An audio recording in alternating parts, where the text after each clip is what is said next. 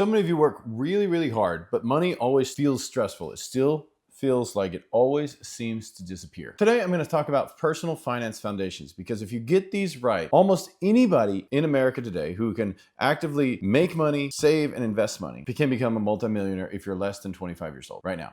And if you're older than 25 years old, you can still become it. It just takes a little more money at that time, because time is of the essence. If you're 18 years old and you're watching this message right now, then that means all you have to do is follow the steps that I talk about in this video, and you'll become a multimillionaire by the time you're 67. Now, how can I make that claim? Simply because I understand math and understand compound interest. And if you understand that, you can become wealthy in America today. So who am I? My name is Jason Ellinger. I built companies, hired teams, managed finances. I was a CFO for an organization in South Texas. Now I'm the CEO of our own company. I've lost money, I've earned money, learned the hard way, and learned the easy way in a lot of different scenarios. And I'm sharing that information with you. I'm sharing those lessons. I'm sharing those stories of how to grow wealth lessons with you. All right, so here's a story I want to share with you, because I was talking with a couple the other week, and they said, well, we want to make more money so that we can invest money. And I was like, well, you guys make pretty good money, so why can't you invest now? It's like, well, we never have enough. There's never enough at the end of the month. And we never can get ahead, and we never can get to the point where we can invest so we can grow wealth. And I was like, well, but that's not where you start. And they're like, well, what do you mean? Well, I was like, you start by getting yourself in a position that allows you to be able to build wealth over time. Well, what do you mean by that? And so that's what I'm going to talk about in this video, and I'm going to share with you, because if you can't do that, if you can't get yourself in a position where you can be consistently investing money over time, you'll never be able to build wealth anyways. It doesn't matter who you are. Well, I want to be able to invest $10,000 right now and forget it for the rest of my life. Well, you can't do that. That's not how investing and building wealth works. Of course, it's nice if you can invest 10,000 right now, or 150,000, or $1 million right now, and then grow over the long term. But that's not how investing works. Most first generation wealth is built by investing a small amount over a really long period of time. And this information comes from the largest research done in the known history of people who built first generation wealth, how they did it. Airtight research. The facts speak for themselves. You can't argue with the facts. And it says, if you get out of debt and you invest over your lifetime, not even a ridiculously high-performing fund, but even one that makes just 11%, then you will be able to grow a multi-million-dollar net worth by the time you're 67. So if you invest just $100 a month from 18 to 67, and you never increase it, you'll become a multi-millionaire. Isn't that crazy? How do we do it? Money habits are formed early in your life. And if you and I, both of us, don't learn to control ourselves, then we're going to be out of control, and the money is going to control us. And that was the same situation that I was talking with this couple about, as they were talking about, well, we just need to make more money. Well, as a whole, they actually make great money. The husband, he's a pilot in an airline. The wife is a stewardess, and they make great money for themselves, but they simply don't have enough month after month. Do you know who is in the top 5 of people who actually get to $1 million status from a family of not being $1 million status, but actually getting into that during their lifetime? Do you know who's in the top 5 that you would never guess? Maybe some of you would guess, but intentional school teacher. And you know who's not in the top 5? Is physician. Why is that? Somebody who makes infinitely or more and has the infinitely more capacity to bring in more money. For example, a school teacher, and I'm not dissing school teachers, I think they provide an incredibly valuable service to all of us. But historic data says that they aren't the most highest paying jobs, and I think they should be paid more, but they're not historically. But why are those people more likely to get into millionaire status? Like, why are they in the top 5 instead of the physician? Why is that? It's because money is about behavior and your relationship with it. It's about your ability to put yourself in a position where you can control how the money is acting, because you can control how you are acting and how I'm acting. And more than anything else, this is the part that matters. If you can put yourself in a position where you can set up the foundation of money that it will work for you over your lifetime, then you won't have to worry about retirement ever, because you've simply set the foundation, put the system in place, and it works over your lifetime. So what is that? You are going to have to live on a budget. And I hear people say, well, I'm looking forward to the day when I no longer have to live on a budget. And the honest truth is, I don't look forward to that. I lived on a budget before I had any measure of wealth, and I'm currently living on a budget, even though we've made it into the multi-million-dollar status. Well, how is that? Why do you still have to live on a budget? Because people who build wealth understand one important thing, and that is intentional activity over time builds wealth. And you can't do that if you're constantly getting knocked off your rocker by all of the different things that are happening in your life, because it's going to rain. Your grandma said, and my grandma said, well, you should have a rainy day fund, because one day probably you might lose your job, or somebody might get sick, or you might be out of work for a few weeks or a couple months, and you're going to have to deal with that. So how are you going to have the money to get by and continue investing while you have this emergency in your life. Most of the time, you don't. And what happens? You have to take money out of your investment to be able to help you get through that season. Well, that's because you've got the cart before the horse. I've been there too, but we have to get out of that rat race if we're going to get ahead with money. The second thing that people make a big mistake with is consumer debt. They think that their consumer debt doesn't eat their income. I spoke with a man yesterday. One of his friends, for his wedding, they took out $15,000.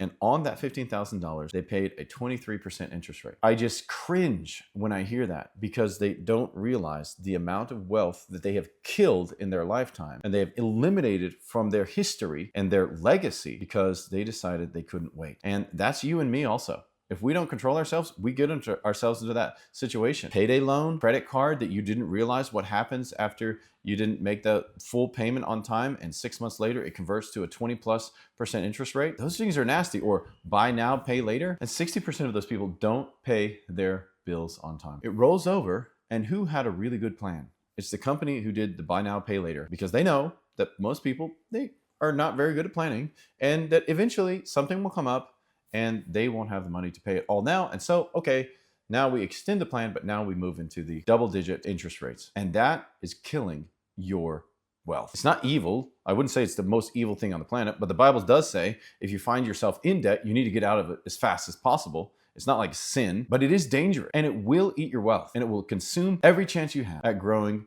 a multi-million-dollar net worth. But we want everything now and whenever everything quick. But in this video, what I'm talking about is how to set yourself up so that you don't get in that position in life. All right, the goal isn't perfection, but the goal is momentum. The goal is to set yourself to have intentional momentum. How do we do that? Well, first of all, first and foremost, if you're the school teacher, if you're the janitor, if you're the physician, we have to live on less than we make. You have to live on less than you make. You must live on less than you make.